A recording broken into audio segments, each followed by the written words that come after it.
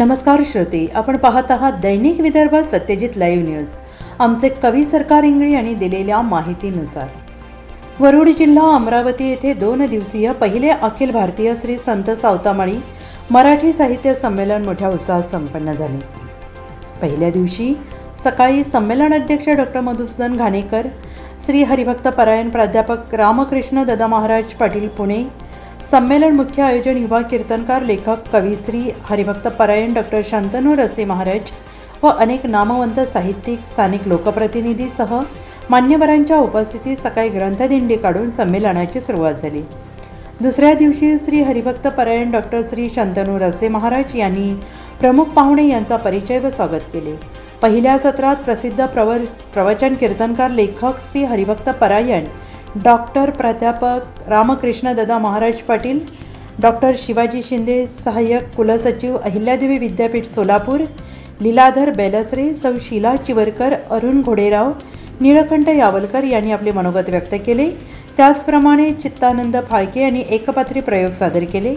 संमेलन अध्यक्ष डॉक्टर मधुसूदन घाणेकर यांनी उपस्थित साहित्यिकांना आपल्या विनोदी शैलीत विविध प्रकारच्या दाखले देत मार्गदर्शन केले। दुपारच्या सत्रात कवी संमेलन संपन्न झाले। यात कवी सरकार इंगळी, सौ शैलजा परमणे, वंदना भंडारे, जयदीप जाधव कोल्हापूर, तानाजी धरणे रायगड, गीताश्री अनुपमा पुंडलिक नाईक, दीपाली बोहरुपी, वनमाला बोहरुपी, डॉक्टर सुशील सतपुते, सौ अर्पिता शिंदे छाया राऊत, डॉक्टर विजय शिंदे, सौ शैलजा कोरडे, रेखा देशमुख, सुभाष उमरकर, साहित्य सेवाचे संपादक नितीन गायके, छत्रपती संभाजीनगर, यमुनताई राठोड, गजानन पोटे, प्रतिभा मावलकर, भारती पोटे व अनेक महाराष्ट्रातील कवी कवयित्रींनी आपल्या कविता सादर केल्या।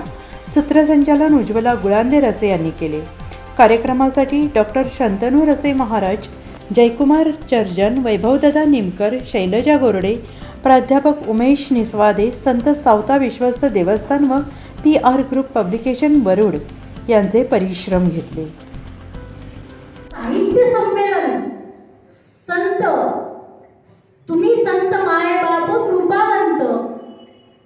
संत आपल्याला काय करतात, आपल्याला मार्ग दाखवतात, वाट दाखवतात, कसं चालायचं, कसं वळण घ्यायचं, कुठे थांबायचं, हे संत आपल्याला दाखवत असतात।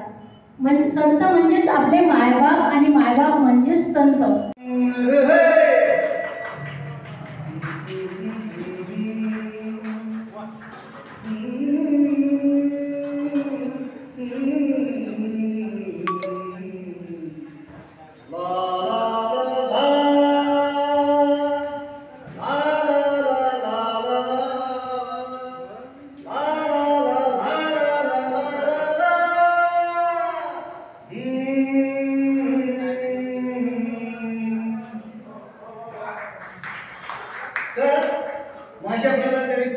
नकारात्मक विचार आला नाही पाहिजे।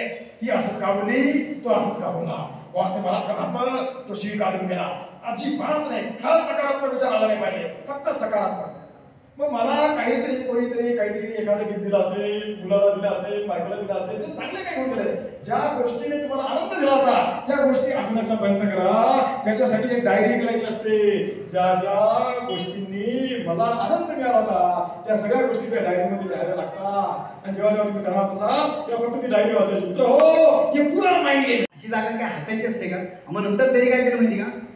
मग त्यांनी खांदा दिला ना, मी जवळ आल्यानंतर त्याने काय केलं, मला घाणेकर काय माझा हात बघ ना, म्हणे माझा हात बघ। तिथं त्याने मला हात दाखवला, म्हणजे खांदा द्यायला हात एवढं नशीब की वरती जो झोपलेला होता ना त्याने हात खाली टाकला नाही। घाणेकर बघा माझा हात, किंवा मला परत जायचा योग आहे का? तर असे सगळे प्रसंग आयुष्यामध्ये खूप चांगले घडत असतात। तर साहित्य म्हणजे काय, किंवा त्या मुख्य विषयावर पण येतं आणि ते करता करता काही मी त्या अनुषंगाने काही गोष्टी पण मी आपल्याला सांगणार आहे। तर साहित्य म्हणजे काय, त्याची व्याख्या 2 शब्दांमध्ये मी केलेली आहे की त्याच्यामध्ये अनुभूतीचं शब्दांकन म्हणजे साहित्य, आणि साहित्य करता असं साहित्य म्हणजे सीताराम राम राम राम राम सीताराम सीताराम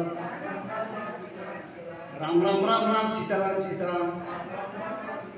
हो, सगळेजण आपण राम राम म्हणत होता, मनाला चांगलं होतं। आणि त्या गावामध्ये सगळेजण राम राम राम राम सीताराम सीताराम म्हणत होते। पण पलीकडे त्या मागे बसलेल्या मावशी तुम्ही नाही बरे आमच्या गावच्या तातोडे गावच्या त्या काहीतरी वेगळंच म्हणत होत्या.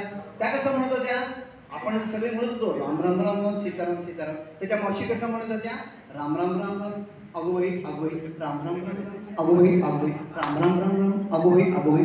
तर मी त्या तात्याला म्हटलं, तात्या त्या मावशी ह्या नव्हे आमच्या गावकडच्या तुमच्यासारखे तात्या होते, त्या मावशी असं काय म्हणतात राम राम अगोबाई अगोबाई. तेव्हा ते तात्या मला म्हणाले, अहो घाणेकर त्यांचं जे कामवालं ना कामवालं म्हणजे मराठीत त्याला मिस्टर म्हणतात, त्यांच्या मिस्टरांचं नाव हा असे होत चालले. हा म्हटलं वाग आहे तसे पण ठाणीतून एखाद्या मधुर सुरातून हार्मोनियम मधून म्हणजे जे सात्विक वाद्य आहे, सात्विक वाद्यांमधून नाद निर्माण होतो त्या ब्रह्माची. आणि 3 ब्रह्म आहेत बरं का शब्द, एक नाद ब्रह्म माझा पांडुरंग परमात्मा, आणि अन्न ब्रह्म जगन्नाथपुरीचा भगवंत. लक्षात घ्या, हा नाद ब्रह्म, अन्न ब्रह्म, पूर्ण ब्रह्म जगन्नाथपुरी साक्षात भगवंत तुम्हाला बघायचा असेल जगन्नाथपुरी. आणि माझा विठ्ठल नाद ब्रह्म, आणि माझे नाद ब्रह्म शांती परब्रह्म.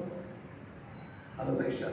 ही नाद या ज्या वाद्यांच्या गजरातून आम्ही स्वला विसरून जातो, आमच्या शरीराची देहाची मनाची भूल पडून जाते, आणि जेव्हा आम्हाला तो आनंद येतो तो नाद ब्रह्माचा